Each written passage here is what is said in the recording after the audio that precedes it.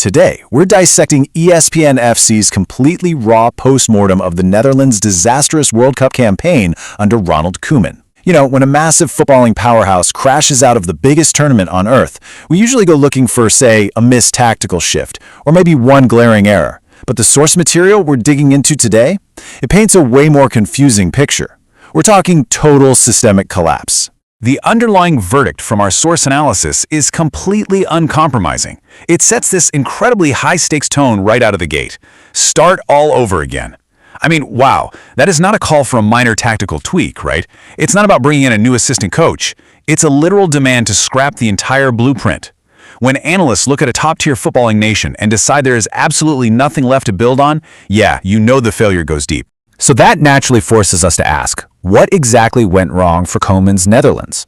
How in the world does a squad with this kind of immense pedigree, I mean, these are guys who play for the absolute biggest clubs on the planet, how do they just completely lose their structure, their identity, and their communication on the world's biggest stage? The Dutch are historically famous for these beautiful, flowing, highly organized systems, and yet as we unpack this source material, we're going to see that this tournament was the exact opposite of that legacy. Normally, you expect a structured, cohesive World Cup team, right? Synchronized movements, crystal clear passing lanes, players just naturally operating on that exact same wavelength. But the Netherlands, they gave us this deeply fragmented, disjointed reality. This exit wasn't just a tough loss on the scoreboard. It was this visual, undeniable fracturing of a team that honestly looked like they had never played together a single day in their lives.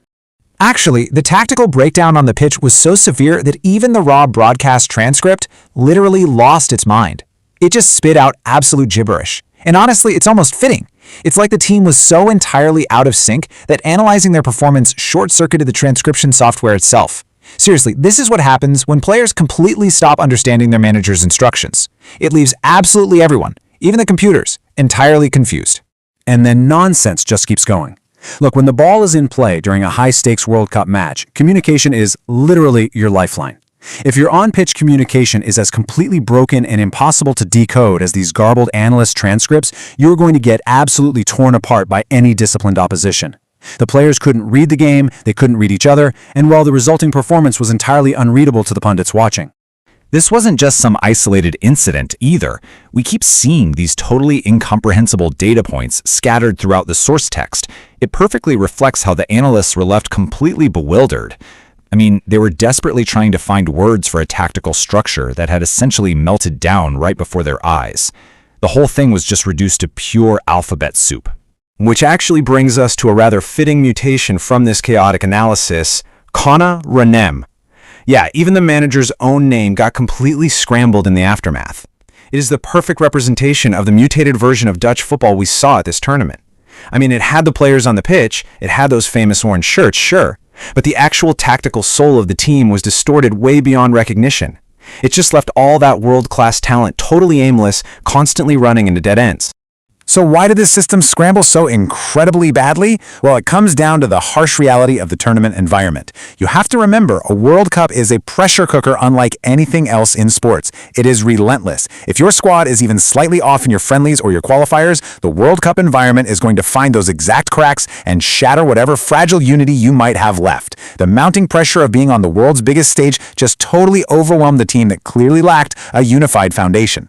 And then, suddenly, all of that crazy noise drops away to just a single word, if. It felt like everything in the Netherlands campaign hung suspended on this one condition. If we score first. If our star player pulls off an absolute miracle. If the opponent makes a dumb mistake. It's the ultimate symbol of a squad built on highly conditional, incredibly fragile plans. And the thing is, when you rely purely on hypotheticals instead of solid, cohesive tactics, your foundation is going to instantly give way the second a determined opponent applies real pressure.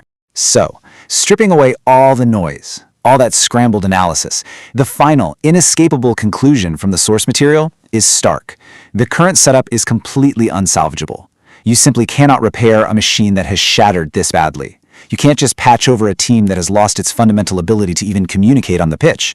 The only logical step forward here, the only way to cure this level of profound dysfunction, is to literally tear it down to the studs and begin it. Which leaves us with this final, incredibly heavy question. With a foundation this deeply compromised, how exactly do you start all over again? I mean, it's super easy to say reset, But how do you actually rebuild the culture, the tactics, and the trust of a national team from absolute ground zero?